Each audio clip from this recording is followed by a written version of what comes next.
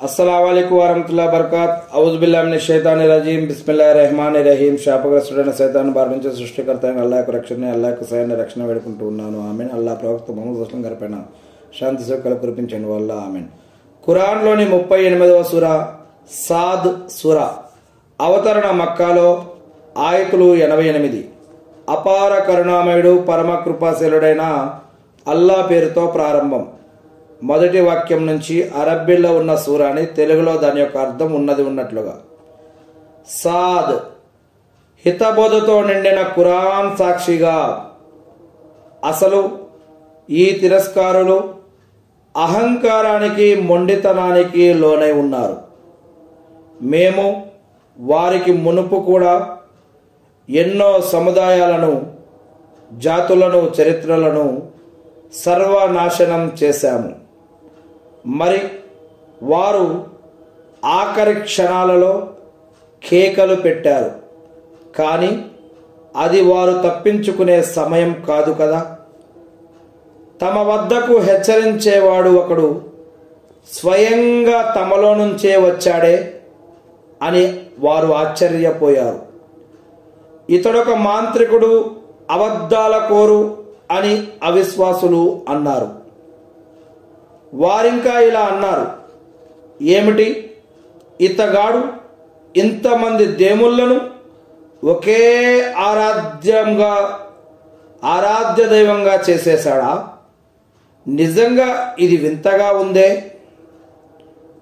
వారి నాయక మన్యులు ఈ విధంగా చెబుతూ వెళ్ళిపోయారు.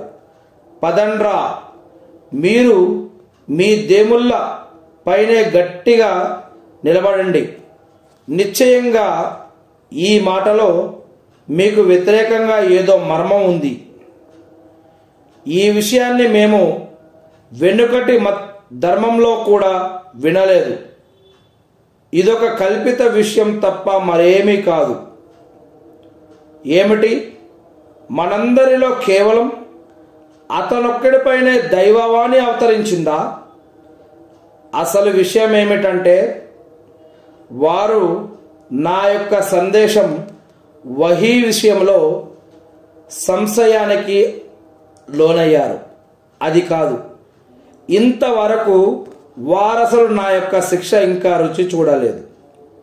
పోనీ వాళ్ళ దగ్గర శక్తిమంతుడు పరమదాత అయిన నీ ప్రభువు కారుణ్య నిధులు గాని ఉన్నాయా?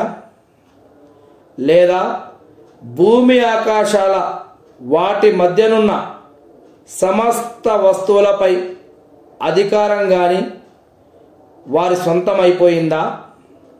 ఒకవేళ అయి ఉంటే ఇంకేం త్రాళ్ళు వేసి ఆకాశానికి ఎక్కిపోవాలి. ఇది కూడా పెద్ద పెద్ద సైనిక కూటములలో ఓడిపోయిన ఒక చిన్న సైనిక దళమే సుమా. వీరికి మునుపు నోవా అంటే నూహ్ జాతి వారు, ఆద్ వారు, మేకులు గల ఫిరౌను వారు, మూసా వారు కూడా వీళ్ళందరూ కూడా ధిక్కరించారు. సమూదు వారు, లూతు జాతి వారు, ఐకా వారు కూడా ధిక్కరించిన వారే పెద్ద పెద్ద సైనిక పటలాల వారు. వారిలో దైవ ప్రవక్తలను ధిక్కరించని వారంటూ ఎవ్వరూ లేరు. అందువల్ల నా శిక్ష వారిపై ఖరారు అయింది. వారు ఒకే ఒక్క కేక కోసం నిరీక్షిస్తూ ఉన్నారు. అందులో ఎలాంటి తెరపి కూడా ఉండదు. ప్రభు మా మంచి చెడుల భాగమేదో లెక్కల దినానికి ముందే మాకు ఇచ్చేయకూడదా అని వారు అంటున్నారు. ఓ ప్రవక్త, వారు చెప్పే మాటలపై ఓపిక పట్టు. మా దాసుడైన దావూదు అలైహిస్సలాంను జ్ఞాపకం చేసుకో. అతడు మహాశక్తిమంతుడు. నిశ్చయంగా అతను అల్లా వైపుకు అధికంగా మరలేవాడు. మేము పర్వతాలను అతని యొక్క అదుపులో పెట్టాము. అవి అతనితో పాటే సాయంత్రం పూట, ఉదయం పూట మా యొక్క పవిత్రతను కొనియాడేవి. అలాగే పక్షులను కూడా గుమిగూడిన స్థితిలో అవన్నీ కలిసి అతనితో పాటే దైవం వైపుకు మరలేవి. మేము అతని రాజ్య వ్యవస్థను పటిష్టపరిచాము. అతనికి వివేకాన్ని ప్రసాదించాము. వివాదాస్పద విషయాలపై తీర్పు చేయడం కూడా నేర్పాము. మరి తగువపడిన వారి సమాచారంగానే నీకు అందిందా? అప్పుడు వారు గోడ దూకి అతని ప్రార్థనా గదిలోకి వచ్చేశారు. వారు దావూదు అలైహిస్సలాంను సమీపించగానే అతను వారి పట్ల భీతి చెందాడు. వారు ఇలా విన్నవించుకున్నారు, భయపడకండి, మేమిద్దరం తగాదా పడ్డాము. మాలో ఒకరి ఇంకొకరిపై అన్యాయానికి పాల్పడ్డారు. కాబట్టి తమరు మా ఇద్దరి మధ్య న్యాయసమ్మతంగా తీర్పు చేయండి. అన్యాయం మాత్రం చేయకండి. మాకు సరైన దారి చూపండి అని. ఇతను నా సోదరుడు. ఇతని దగ్గర 99 గొర్రెలు ఉన్నాయి. నా దగ్గర మాత్రం ఒకే ఒక్క గొర్రె ఉన్నది. అయినా ఈ ఒక్కదానిని కూడా తనకే ఇచ్చేయమని ఇతను అంటున్నాడు. వాదనలో నాతో చాలా పరుషంగా వ్యవహరిస్తున్నాడు. అప్పుడు దావూదు అలైహిస్సలాం గారు ఇలా అన్నాడు, ఇతను తన గొర్రెలతో పాటు నీ గొర్రెనొక్కదానిని కూడా కలుపుకుంటానని అడిగి నీపై అన్యాయానికి ఒడగడుతున్నాడు. భాగస్వాములలో చాలామంది ఇలాంటి వారే అయి ఉంటారు. వారు ఒకరిపై ఇంకొకరు అన్యాయానికి పాల్పడుతూ ఉంటారు. అయితే విశ్వసించి సత్కార్యాలు చేసేవారు మాత్రం అలా చేయరు. కానీ అలాంటి వారు చాలా కొద్దిమంది మాత్రమే ఉంటారు. అంతే. మేము అతన్ని పరీక్షిస్తున్నామన్న సంగతిని దావూదు అలైహిస్సలాం గ్రహించాడు. మరి తన ప్రభువును క్షమాభిక్ష కోరసాగాడు. కడు దీనంగా మోకరిల్లాడు. ఏకాగ్రతతో తన ప్రభువు వైపుకు మరలాడు. మేము కూడా అతని తప్పును మన్నించాము. నిశ్చయంగా అతను మా వద్ద సామీప్యం పొందినవాడు, మంచి స్థానం పొందినవాడు. ఓ దావూద్ అలైహిస్సలాం, మేము నిన్ను భూమిలో వారసుడిగా, ఖలీఫాగా చేశాము. కనుక నువ్వు ప్రజల మధ్య సత్యబద్ధంగా, న్యాయబద్ధంగా తీర్పులు ఇస్తూ ఉండు. నీ మనోవాంఛలను నీ మనసుకు నచ్చినట్లుగా నీవు అనుసరించకు. లేకపోతే అవి నిన్ను అల్లా మార్గం నుంచి తప్పిస్తాయి. అల్లా మార్గం నుంచి తప్పిపోయిన వారికి కఠిన శిక్ష పడటం ఖాయం. ఎందుకంటే వారు లెక్కల దినాన్ని, తీర్పు దినాన్ని విస్మరించారు. మేము భూమి ఆకాశాలను వాటి మధ్యనున్న వాటిని లక్ష్యరహితంగా పుట్టించలేదు. ప్రతి దానికి ఒక లక్ష్యం ఉంది. ఇది అవిశ్వాసుల ఆలోచన మాత్రమే. కాబట్టి అవిశ్వాసులకు నరకాగ్ని నుండి వినాశనం తప్పదు. ఏమిటి? మేము విశ్వసించి సత్కార్యాలు చేసిన వారిని భూమిలో నిత్యం కల్లోలాలు రేకెత్తించే వారితో సమానులుగా చేసేస్తామా? లేక భయభక్తులు గల వారిని పాపాత్ములతో సమానంగా చేసేస్తామా? ఇదొక శుభప్రదమైన గ్రంథం ఖురాన్. ప్రజలు దీని యొక్క వాక్యాలపై ఆలోచించేటందుకు బుద్ధిజీవులు దీని ద్వారా గుణపాఠం నేర్చుకునేందుకు మేము దీనిని నీ వైపుకు పంపాము. మేము దావూదుకు సులైమాను అనే కొడుకును ప్రసాదించాము. దావూదుకు సులైమాను అనే కొడుకును ప్రసాదించాము. అతను ఎంతో మంచి దాసుడు, నిత్యం మా వైపుకు మరలేవాడు. అతని ముందు ఒకనాడు సాయంత్రం సమయాన అతివేగంగా పరిగెత్తే మేలు జాతి అశ్వాలు గుర్రాలు తేబడినప్పుడు అతను ఇలా అన్నాడు, నేను నా ప్రభువు యొక్క దాస్యంపై ఈ మేలు జాతి అశ్వ సంపద పట్ల గల మోజుకు ప్రాధాన్యతనిచ్చాను.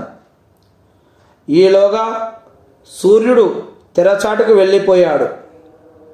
వాటిని మళ్ళీ నా దగ్గరకు తీసుకురండి. తర్వాత అతను వాటి పిక్కలను మెడలను నిమరసాగాడు. మేము సులైమానును పరీక్షించాము. అతని సింహాసనంపై ఒక దేహాన్ని పడవేశాము. తర్వాత అతను మా వైపు మరలాడు. ప్రభు, నన్ను మన్నించు. నాకు తప్ప ఇతరులెవరి వల్ల కాని సామ్రాజ్యాన్ని నాకు ప్రసాదించు. ప్రభు, నన్ను క్షమించు. నాకు తప్ప ఇతరులెవరి వల్ల కాని సామ్రాజ్యాన్ని నాకు ప్రసాదించు. నిశ్చయంగా నీవు గొప్ప ప్రదాతవు అని వేడుకున్నాడు. అందుచేత మేము గాలిని అతని అదుపాజ్ఞలలో ఉంచాము. అది అతని ఆదేశాల అనుసారం మలయమారతంలా వీస్తూ అతను కోరిన చోటికల్లా చేర్చేది. బలాఢ్యులైన జిన్నాతులను కూడా అతని స్వాధీనంలో ఉంచాము. అన్ని రకాల కట్టడాలు కట్టే వారిని, గజ ఈతగాలను, సంకెళ్లలో బంధించబడి ఉండే ఇతర జిన్నాతులను కూడా మేము సులైమానుకు వశపరిచాము. ఇది మా యొక్క అనుగ్రహం. ఇక నువ్వు ఎవరికైనా ఉపకారం చేసినా ఆపి ఉంచినా నీ నుండి లెక్క తీసుకోబడదు. అతనికి మా దగ్గర నుంచి సామీప్యం ఉంది, చాలా మంచి గమ్యస్థానం కూడా. మా దాసుడైన అయ్యూబ్ అలైహిస్సలాంను జ్ఞాపకం తెచ్చుకో. సైతాను నన్ను దుఃఖానికి బాధకు లోను చేశాడు అని అతను తన ప్రభువుకు మొరపెట్టుకున్నప్పుడు, నీ కాలిని నేలకేసి కొట్టు, ఇది స్నానం చేయటానికి త్రాగటానికి చల్లని నీరు అని మేము సూచించాము. మరి మేము అతని యొక్క పరివారాన్నంతటిని తిరిగి మళ్ళీ ప్రసాదించాము. వారితో పాటు మరి అంతమందిని కూడా మా ప్రత్యేక కృపతో అనుగ్రహించాము. విజ్ఞానులకు గుణపాఠం కలిగేందుకు గడ్డి పరకల కట్టను చేత్తో పట్టుకుని కొట్టు, ప్రమాణ భంగానికి పాల్పడకు అని మేమతనికి సెలవిచ్చాము. వాస్తవానికి మేమతన్ని సహనశీలునిగా పొందాము. నిశ్చయంగా అతను మంచి దాసుడు, ప్రభువు వైపు అమితంగా మరలేవాడు. ఇంకా మా దాసుడైన ఇబ్రాహీము, ఈసాకు, యాకూబు అలైహిస్సలాం, ఈ ప్రవక్తలందరూ కూడా, వీరందరినీ కూడా జ్ఞాపకం చేసుకో. వారు చేతులు గలవారు, కళ్ళు గలవారు. మేము వారిని ఒకానొక ప్రత్యేక విషయానికై, అంటే పరలోక స్మరణ నిమిత్తం ప్రత్యేకించాము. వారంతా మా వద్ద ఎన్నుకోబడిన వారు మరియు ఉత్తములు. అంతేకాకుండా ఇస్మాయిల్, యసా, జుల్కిఫ్ల్ అలైహిస్సలాంలను కూడా, ఇస్మాయిల్, యసా, జుల్కిఫ్ల్ అలైహిస్సలాములను కూడా జ్ఞాపకం చేసుకో. వారంతా కూడా ఉత్తముల సమూహానికి చెందినవారు. వారంతా కూడా ఉత్తముల యొక్క సమూహానికి చెందినవారు. ఇదొక ఉపదేశం. నిశ్చయంగా భక్తి పారాయణుల కోసం చాలా మంచి నివాసం ఉంది. శాశ్వతమైన స్వర్గ వనాలు ఉన్నాయి. వాటి ద్వారాలు వారి కోసం తెరవబడి ఉన్నాయి. వాటిలో వారు నిక్షేపంగా దిండ్లకు ఆనుకొని బోలెడు పండ్లను పానీయాలను తెప్పించుకుంటూ ఉంటారు. వారి దగ్గర చూపులు కిందకు వాలి ఉండే సమవయస్కులైన సుందరీమణులు ఉంటారు. ఇది లెక్కల దినానికి సంబంధించి మీతో చేయబడిన వాగ్దానం. ఇది మీ ప్రసాదిత ఉపాధి. దీనికి అంతం అంటూ ఉండదు. ఇది పుణ్యఫలం సంగతి. మరి తలబిరుసుల కోసం చాలా చెడ్డ నివాసం ఉంది. అది నరకం. దానికి వారు ఆహుతి అవుతారు. ఎంత చెడ్డ పాన్పు అది! ఇది వారి యొక్క గతి. దాన్ని వారు రుచి చూడాలి. మరిగే నీళ్లు, చీము, నెత్తురు, అది కాకుండా అలాంటి వారే రకరకాల శిక్షలు అలాంటివే ఉంటాయి. ఇదిగో మీతో పాటే నరకానికి ఆహుతి అయ్యే మరో జట్టు వచ్చింది. వారి కోసం ఎలాంటి స్వాగత సన్నాహాలు లేవు. వారు అగ్నికి ఆహుతి కానున్నారు. వారు తమను పెడత్రోవ పట్టించిన నాయకులను ఉద్దేశించి ఏమంటారంటే, కాదు, అసలు స్వాగతానికి నోచుకునేది మీరే. దీనిని మా ముందు తెచ్చిపెట్టింది కూడా మీరే కదా. కాబట్టి ఉండటానికి బహుచెడ్డ స్థలమే ఉంది. వారు అనుచరులు ఇంకా ఇలా అంటారు, మా ప్రభు మా కోసం ముందు నుంచే అవిశ్వాస పోకడను తీసిన వారికి నరకయాతనను రెండింతలు చెయ్యి అని ప్రార్థిస్తారు. వారు ఇంకా ఇలా అంటారు, మనం దుష్టజనులుగా జమ కట్టిన వారు మనకిక్కడ కనిపించడం లేదేంటి? ఏమిటి, మనమే వాళ్ళను ఆట పట్టించామా? లేక మన చూపులు వారి నుండి తొలగిపోయాయా? మనమే వాళ్ళను ఆట పట్టించామా? లేక మన చూపులు వారి నుంచి తొలగిపోయాయా? నరకవాసుల మధ్య ఈ రకమైన ఒక ఘర్షణ తప్పకుండా జరిగి తీరుతుంది. ఓ ప్రవక్త, వారికి నీవు ఇలా చెప్పు, నేనైతే కేవలం హెచ్చరించేవాడిని మాత్రమే.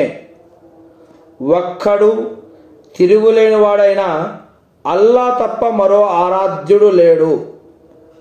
ఆయన భూమి ఆకాశాలను వాటి మధ్యనున్న సమస్తానికి ఆయనే ప్రభువు. ఆయన శక్తిశాలి, క్షమాశీలి కూడా. ఓ ప్రవక్త, ఇంకా ఇలా చెప్పు, అది చాలా గొప్ప విషయం, కానీ మీరు దాన్ని లక్ష్య పెట్టడం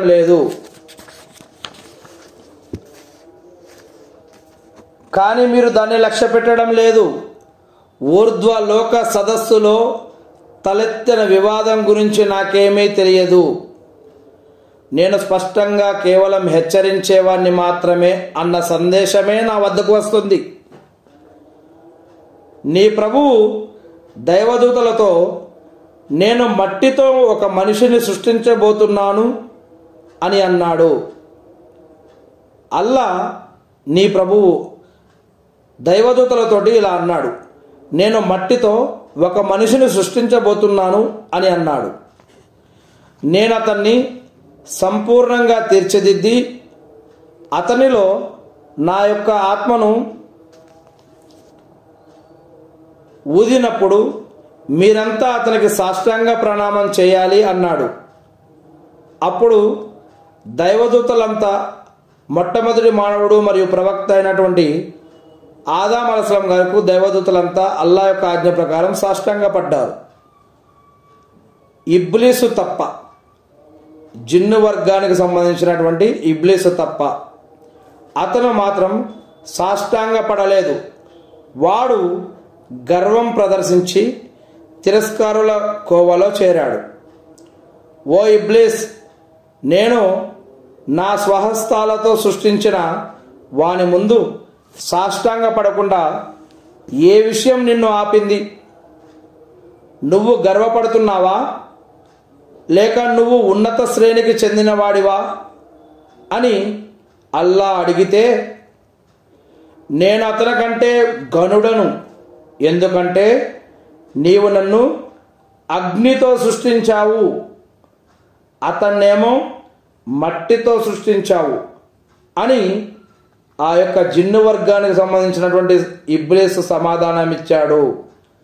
అప్పుడు అల్లా ఈ విధంగా సెలవిచ్చాడు, నువ్విక్కడి నుంచి వెళ్ళిపో, నువ్వు ధూత్కరించబడ్డావు, తీర్పు దినం వరకు నీపై నా శాపం ఉంటుంది అని. అప్పుడు ఓ ప్రభు, అలాగైతే వారు తిరిగి లేపబడే రోజు వరకు నాకు ఒక గడువు ఇవ్వు అని ఇబ్లీసు అల్లాని విన్నవించుకున్నాడు. సరే, నీకు గడువు ఇవ్వబడింది అని అల్లా సెలవిచ్చాడు. సమయం నిర్ధారించబడి ఉన్న రోజు వరకే అని అన్నాడు. ఇబ్లీసులా పలికాడు, మరైతే నీ గౌరవ మర్యాదల సాక్షిగా చెబుతున్నాను, అందరిని నేను పెడదారి పట్టిస్తాను అని అన్నాడు.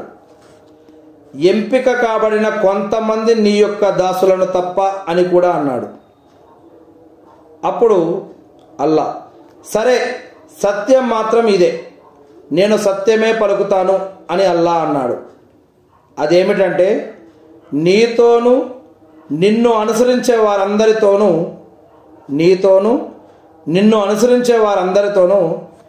నేను నరకాన్ని నింపుతాను అని అల్లా అనేశాడు. ఓ ముహమ్మద్ సల్లల్లాహు అలైహి వసల్లం, వారికి నీవు చెప్పు, నేను ఈ పనికి గాను మీ నుంచి ఎలాంటి ప్రతిఫలాన్ని అడగడం లేదు. ఈ ఇస్లాం బోధిస్తున్నందుకు, ఈ యొక్క ఖురాన్ని మీకు తెలుపుతున్నందుకు, ఈ యొక్క ధర్మాన్ని నేను మీకు పరిచయం చేస్తున్నందుకు నేను మీ నుంచి ఎలాంటి ప్రతిఫలాన్ని ఆశించట్లేదు, అడగటం లేదు. ఇంకా నేను మభ్యపెట్టేవాడిని కూడా కాను. ఇది లోకవాసులందరి కోసం ఆశాంతం ఒక జ్ఞాపిక మరియు హితబోధ, ఈ యొక్క ఖురాన్ మరియు ఇస్లాం. దీని యొక్క వాస్తవికతను మీరు అనతి కాలంలోనే క్షుణ్ణంగా తెలుసుకుంటారు.